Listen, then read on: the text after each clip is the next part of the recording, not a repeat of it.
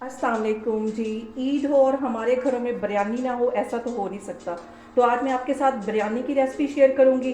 तो चले बनाना स्टार्ट करते हैं। मज़ीद मैं 2 से 3 गिलास और पानी के डालूंगी, क्योंकि चावल बॉयल करने और वो खुले पानी में ही बॉयल होते हैं। और उसके साथ ही मैंने एक लेमन के 2 टुकड़े कर लिए थे, ये इसमें डाल दूंगी। इससे ये 4 से 5 टेबल स्पून के करीब इसमें मैं ये कुकिंग ऑयल डाल दूँगी। इससे भी चावल हमारे चिपकेंगे नहीं और अलग अलग रहेगा। और पानी में जैसे ही हल्का सा बॉयल आता है तो मैं इसमें चावल डालती हूँ। चावल मैंने भिगो के तकरीबन आधा घंटा पहले रखे हुए थे। तो अब मैं इसको बॉयल होने का इंतज़ार करती हूँ, तो फिर मैं आगे आपको दिखाती हूँ। यहाँ पे देखें जी, पानी में बॉयल आ गया है। अब इसमें मैंने ये जो चावल भिगो के रखे हुए थे, 2 कप के करीब ये चावल हैं, ये इसमें चले जाएंगे।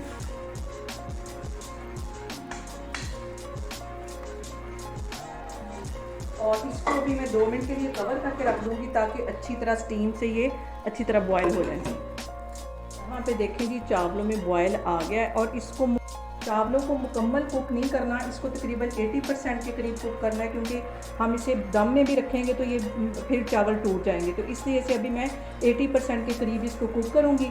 और यहाँ पे तकरीबन 2 मिनट बाद मैं चूल्हा बंद कर दूँगी और इसको छान के रख लूँगी एक साइड पे। दूसरा पैन एक मैं लूँगी और इसमें मैं ये 1 प्याली के करीब घी डाल दूँगी, क्योंकि बिरयानी और ज़रदा वगैरह घी में ही मज़े के लगते हैं। आप चाहें तो कुकिंग ऑयल में भी बना सकते हैं। तो अभी जैसे ही गर्म होता है तो फिर मैं इसमें प्याज डालती हूँ। टेबल स्पून के करीब मैं अदरक और लहसुन का पेस्ट डाल दूँगी। अब इसमें एक बड़े साइज़ का प्याज था, ये बिल्कुल बारीक मैंने काट के रखा हुआ था, ये इसमें चला जाएगा। आधा किलो की जितना ये चिकन है ये इसमें चला जाएगा और इसको अच्छी तरह इसमें फ्राई करूँगी मैं, ताकि जो चिकन की हीट है वो भी ख़त्म हो जाए और जो हमारी बोटियाँ वो भी बहुत क्रिस्पी सी बन जाएंगी। इसको पहले अच्छी तरह मैं फ्राई करूँगी। यहाँ पे 1 टेबल स्पून के करीब मैं नमक डाल दूँगी, ताकि जो हमारा चिकन है वो भी अंदर तक इसमें नमक चला जाए और वो भी नमकीन हो जाए। इसको अच्छी तरह मिक्स कर लेती हूँ और अभी इसको मैं मज़ीद फ्राई करती हूँ। अगर हम इसको अच्छा फ्राई करेंगे तो ये चिकन हमारा टूटेगा नहीं, फ्राई होने से ये होगा कि ये टूटेगा नहीं। यहाँ पे 2 टेबल स्पून के करीब मैं इमली डाल दूँगी, आप चाहें तो आलू बुखारा भी डाल सकते हैं। तो ये इमली अब इस टाइम मैं चिकन में डालूँगी, ताकि चिकन में भी इसकी खटास अच्छी सी आ जाए। इसको भी इसके साथ अच्छी तरह भून लेती हूँ। अब चिकन यहाँ पे अच्छे से फ्राई हो गया है और 2 टमाटर हैं, इन्हें भी मैंने बिल्कुल बारीक काट लिया था, ये भी इसके अंदर चले जाएंगे। इसके अंदर दही भी जाएगा, इसलिए मैंने ज़्यादा टमाटर नहीं डाले। और इसके अंदर मैं तकरीबन आधा किलो के करीब मैं दही भी डालूँगी। इसको भी अच्छी तरह भून लेती हूँ, ताकि ये जो टमाटर है अच्छी तरह सॉफ्ट हो जाए। यहाँ पे मैं आधा किलो के करीब दही डाल दूँगी। इसको अच्छी तरह पहले फेंट लूँगी, ताकि इसमें कोई गुठली ना रहे। इसको अच्छी तरह फेंट के तो वो भी इसमें चला जाएगा।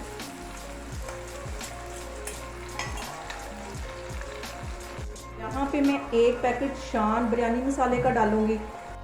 मैं यहाँ चावल आधा किलो बना रही हूँ, इसलिए मैं 1 पैकेट इसमें डालूँगी।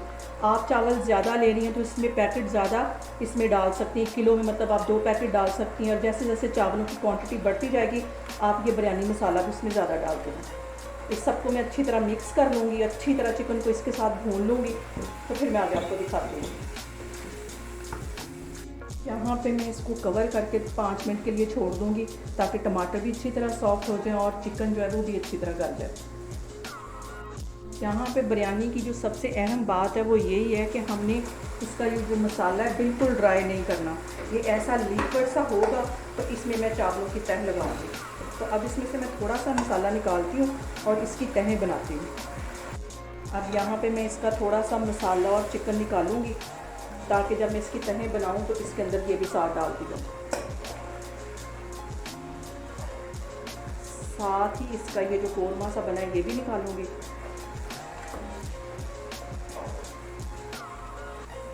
यहाँ पे देखें जी, इतना ही इसका मसाला लिक्विड सा रखना है। और अगर मैं चावल भी मैंने 80% के करीब कुक किए थे, अब ये दम में चावल करेंगे और मैं इसकी ऐसे तहें लगाती जाऊँगी।